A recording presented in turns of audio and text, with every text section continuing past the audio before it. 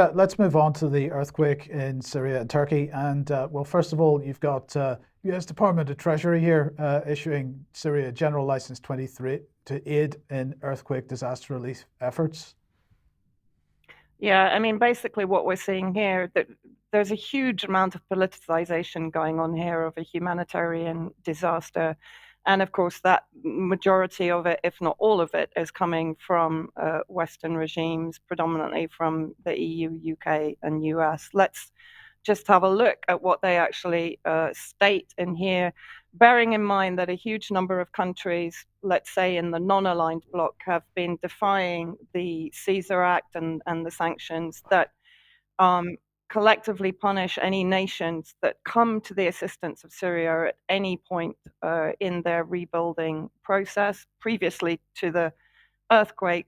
So you've had countries like Venezuela, Iran, Russia, Algeria, Armenia. Egypt has offered aid. Iraq has promised 28 fuel tankers.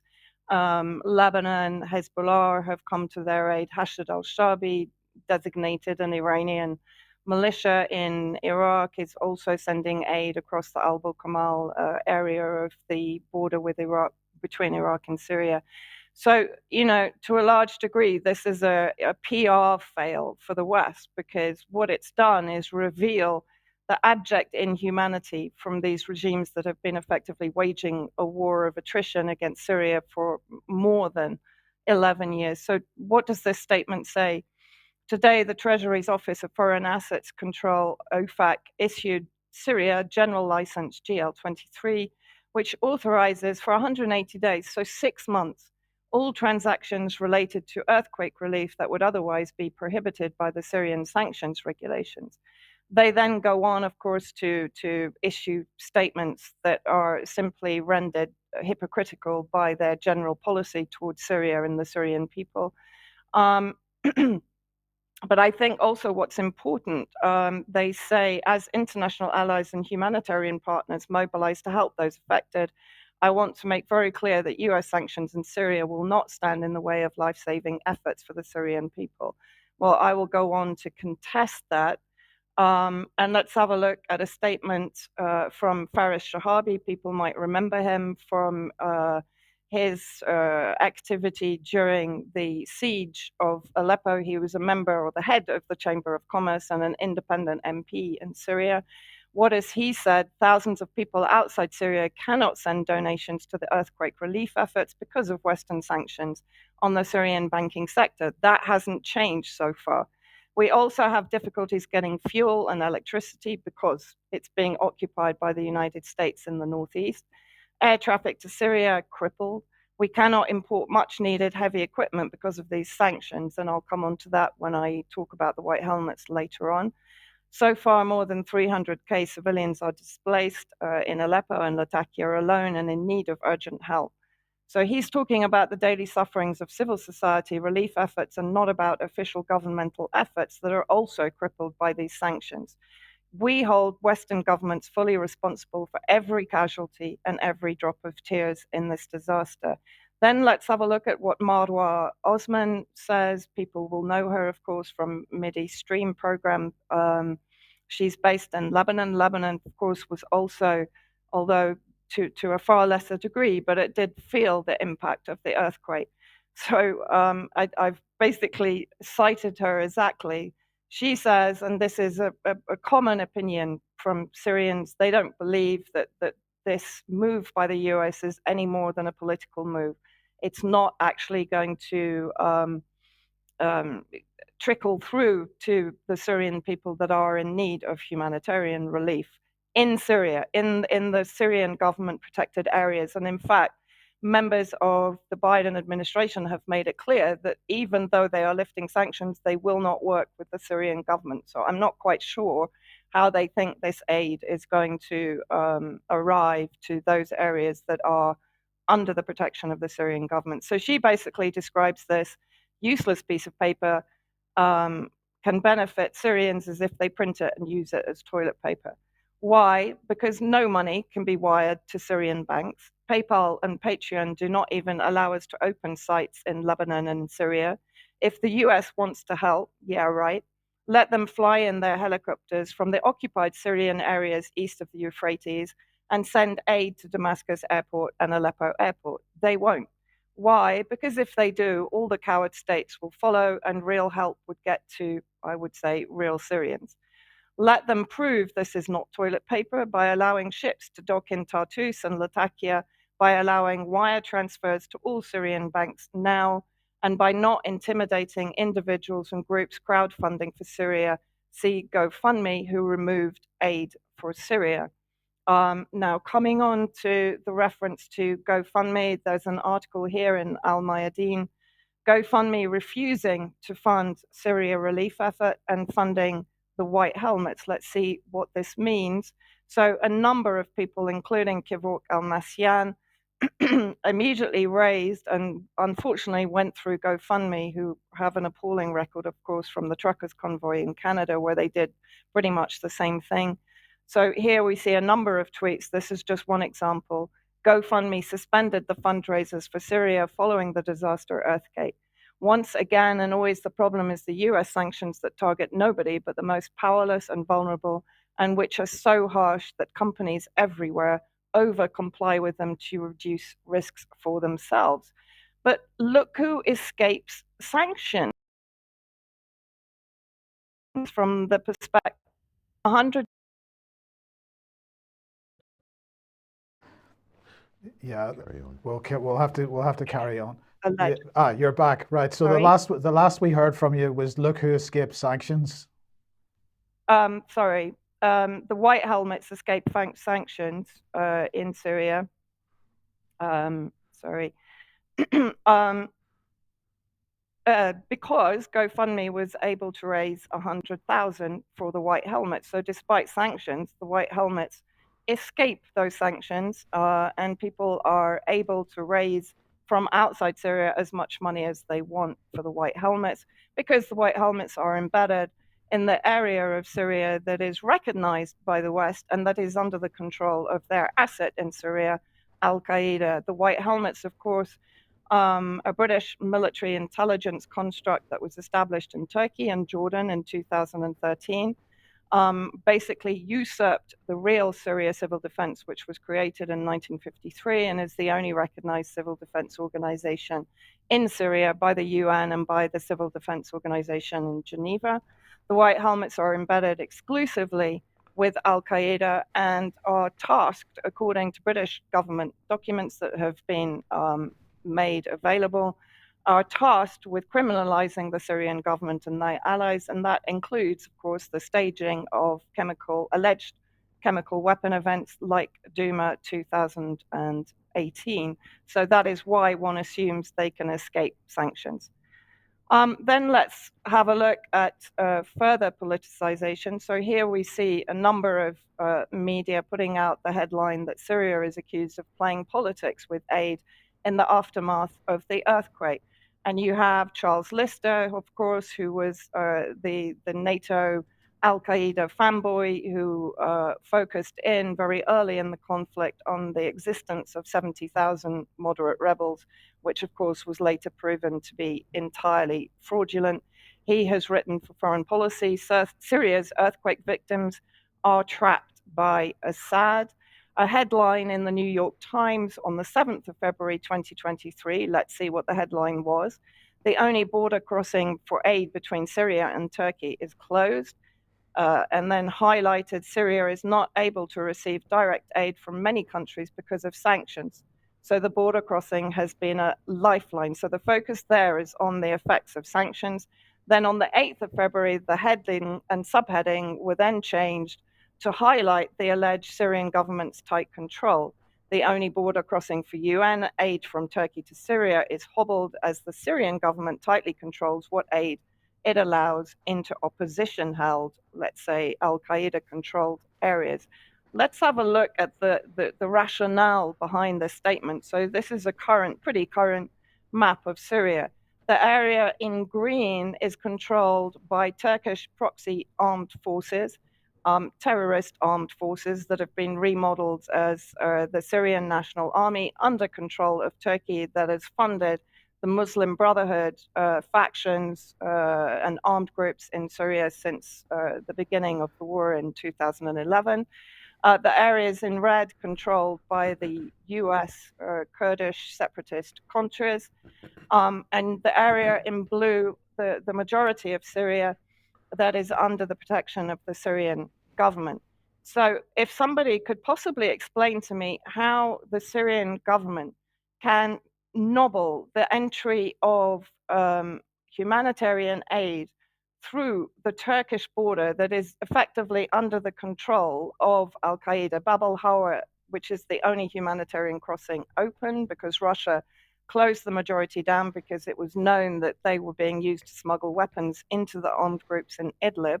Bab al-Hawa is known as Al-Qaeda's trading post, and it's an area where Al-Qaeda receive so-called humanitarian aid, store it, and then sell it at extortionate prices to Syrian civilians. So the entire idea that the Syrian government could be responsible for preventing the entry of humanitarian aid, and in reality, it is Turkey, it is Erdogan that has been slowing down aid deliveries both into Idlib and then, of course, to the Syrian people in the area in green. And then let's also have a look here. The Syrian government in the last 2 days has been preparing to send a convoy of humanitarian aid to Idlib, so to the Al-Qaeda occupied areas through the Sarakeb crossing.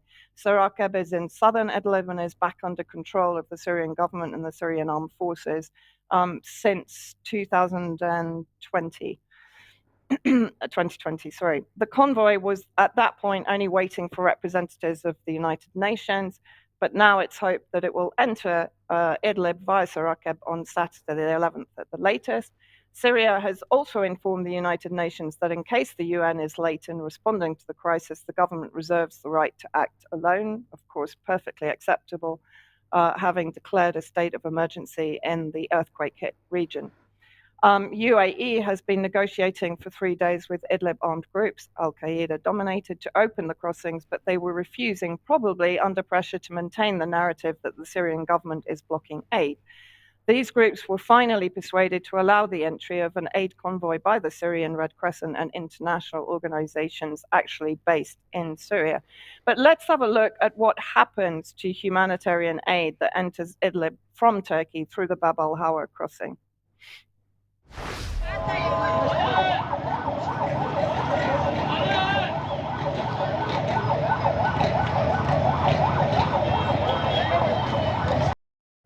By Syrian war journalist Wasim Isa, who lost both his legs in an ISIS attack during the Yarmouk liberation campaign to the south of Damascus. Here, what you actually see are competing armed groups raiding the relief office in Afrin to the north of Syria and under the control of the Turkish armed groups. But those humanitarian aid supplies had already been stolen by one of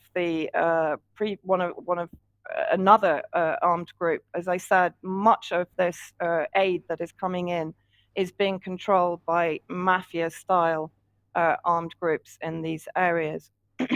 And then when we're talking about politicization, let's have a look at this. Netanyahu says Syria requests quake relief, Israel ready to send it, as Kivok Al-Masyan said, and I've also had it confirmed by sources here in Damascus. Syria didn't request quake relief from Israel. Netanyahu is making up this allegation, and I can assure you of that with 100% confidence. Did you mention that you had an Andrew Mitchell video, Mike? Yes, you wanted to quote Andrew Mitchell, so let's have a look at what Andrew Mitchell had to say on Newsnight a night or two ago. Okay. One crossing that's open, that's all as a result of the Russian and Chinese veto. And we've spoken tonight to Martin Griffiths, the head of UN OCHA, to ask what we're going to do. We need to get these other crossings open. And the one that was open, partly because of border restrictions, but also because of the effects of the earthquake, is now shut. So this one route of getting stuff through to northern Syria is currently closed. Britain's response to the immediate challenge? To help the one organisation that is operating on the ground. Britain has funded the White Helmets, which during the war were a sort of civil defence unit. But they are the first responders on the ground there, and we are looking at giving them more support so that they can put fuel in their vehicles. Yeah. Right. So what I've actually been told by sources with contacts inside US aid is that the UK and the US right now see this as an opportunity to repair the tarnished reputation of the White Helmets, who, of course, were very much discredited, particularly by their role in staging events during the alleged Duma chemical attack and providing fraudulent witness statements to the OPCW team. And of course, the OPCW has been completely discredited by the dissident inspectors who have exposed the various reports, including the latest identification and investigation team report, which is attributed blame to the Syrian government. Have basically the inspectors demonstrated that the OPCW was being influenced to produce the results that were effectively fraudulent and covering up the crimes of the UK, US, and France that bombed Damascus on the basis of the claim of chemical weapon use. So here we have the US aid Administrator Samantha Powers calls regarding the response to the earthquake in Turkey and Syria, and mirroring the language that we're hearing from UK officials in a call with Raed al-Salah, head of the Syria Civil Defense, also known as White Helmets, and a long-standing US aid partner. Administrator Power reiterated US aid support for the people of Syria and offered condolences for the lives lost. Let's have a look. People who followed the Syria war from the beginning will know our work on exposing the White Helmets, let's say, Oscar-winning performances in their PR complex that was producing these reports to effectively present the White Helmets as Nobel Peace Prize nominees. Let's have a look at this video, Mike.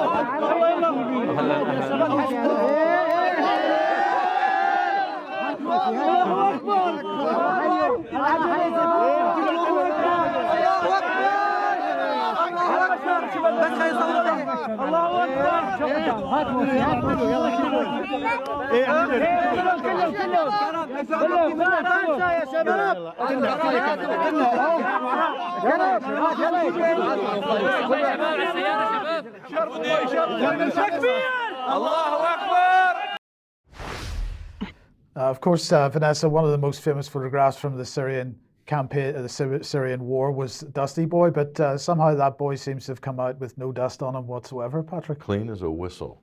And when he was saying takbir, he wasn't talking about let's go to the pub and celebrate. Okay, these are hardcore jihadists. Yes. So incredible. And I mean, extraordinary, because presumably this boy would have been buried since, what was it, 4 a.m. On Monday morning. And yet, as you point out, he emerges perfectly clean and perfectly jolly.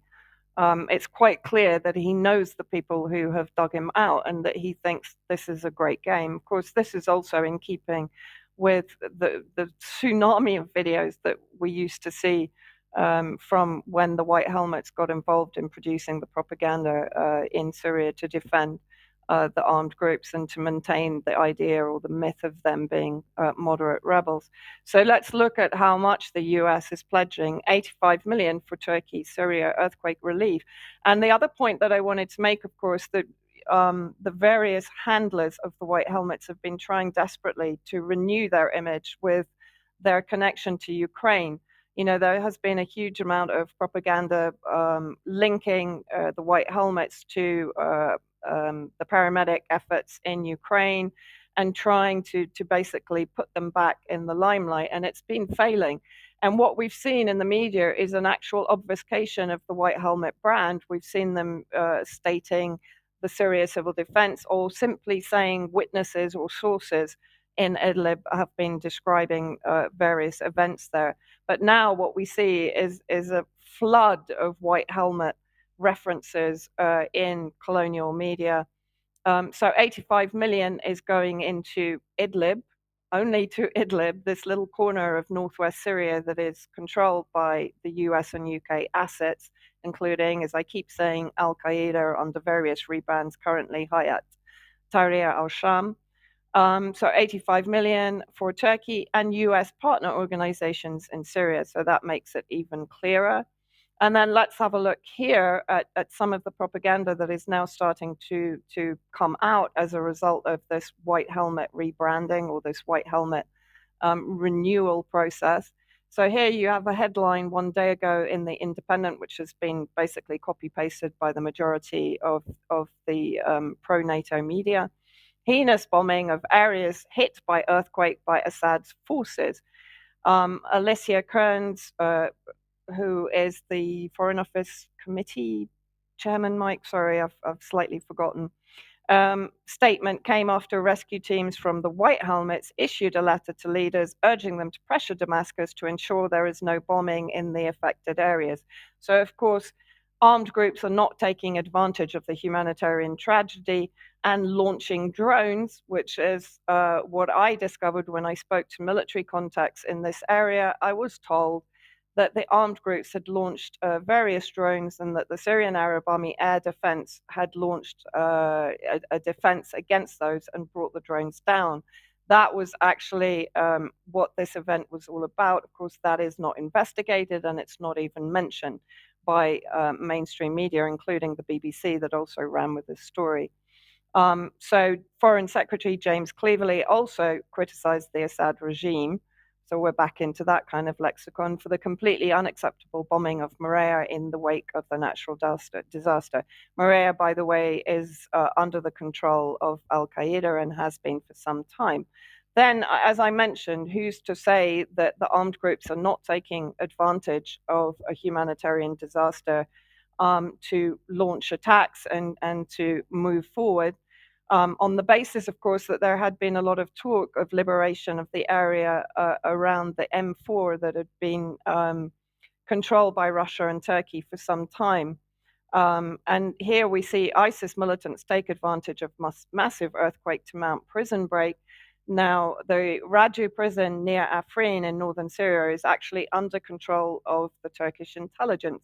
Also interesting that Turkey has recently been talking about a rapprochement with President Assad, and northern Syria now threatened by floods following deadly earthquake.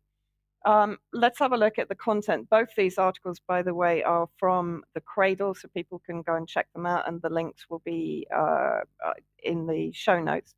So just taking from this article very quickly, countless winter crops in the Hasaka countryside, so that's the northeast, were flooded and potentially destroyed, threatening food security in Syria, which is already at risk due mainly to US occupation of the northeast and of wheat and barley resources and oil resources. And it's worth also mentioning here that most Syrians have said, well, we don't care about the sanctions. We don't need Western humanitarian response. We actually just want them to get out of Syria so that we have access to our resources. So the flooding of these tributaries, which is going on now, comes in the midst of a crisis across northern Syria, which has been caused by, according to many experts, by Ankara's monopolization and weaponization of water accessibility, given that most of these river branches originate in Turkish territory. Since 2019, Turkey has been cutting off water supply to 2 million civilians in northeast Syria. There is speculation that the Turkish dams and artificial lakes built by Ankara on the Euphrates River may have caused the earthquake. Ibrahim Saeed, a geography professor at Damascus University, said following the quake that the huge amount of water in the Ataturk Dam caused the earthquake, which collected 48 billion cubic meters of Euphrates water. This dam, he says, is a violation of nature and of the water rights of Iraq and Syria. There is a history of Turkey orchestrating famine both in Iraq and in Syria through the restriction of water supply. Deputy Director of Iraq's Seismological Center, Hasnain Jassim, Turkey has built 2,000 dams, reservoirs, and artificial lakes, some of which are near the epicenter of the earthquake. This is one of the reasons for the activation of the earth. Of course, it is also interesting. I mean, there are going to be many conspiracy theories concerning the cause of the earthquake. It is interesting for me, particularly, that it came immediately after Turkey had been accusing the US of interfering in state affairs in Turkey, and that the US embassy and I think other embassies had withdrawn their embassy staff just before the earthquake. People were asking for where they can donate. Unfortunately, we're still trying to reinstate the various GoFundMe fundraisers. We're working on alternatives, but for now, I would recommend the Syrian Arab Red Crescent, which at least has its headquarters in Damascus, and it is one of the organizations working quite closely with the Syrian government, and people can freeze their screens afterwards to take the details down. We'll put those details under the we'll put those details in the show notes as well, so that anybody can get them. Okay, now let me just move through this a little bit. I just want to finish this segment, Vanessa, just by saying if anybody wants to get some of our coverage about the White Helmets going back to, I don't know, 2017 or whatever it was. 2015, yeah. Here's the UK column White Helmets page. Have a look at that. That page in turn links to all the articles you wrote for 21st Century Wire and the White Helmets files. So those are the two places mainly to go to, I suppose, if you want to get the history of how we got to this point and what the White Helmets are. Okay, let's move on then. If you like what the UK column does, you'd like to support us, please head over to community.ukcolumn.org. Your membership would be very welcome and much needed, but please do also consider picking something up at the UK column shop. We'd appreciate it if you shared material on the various platforms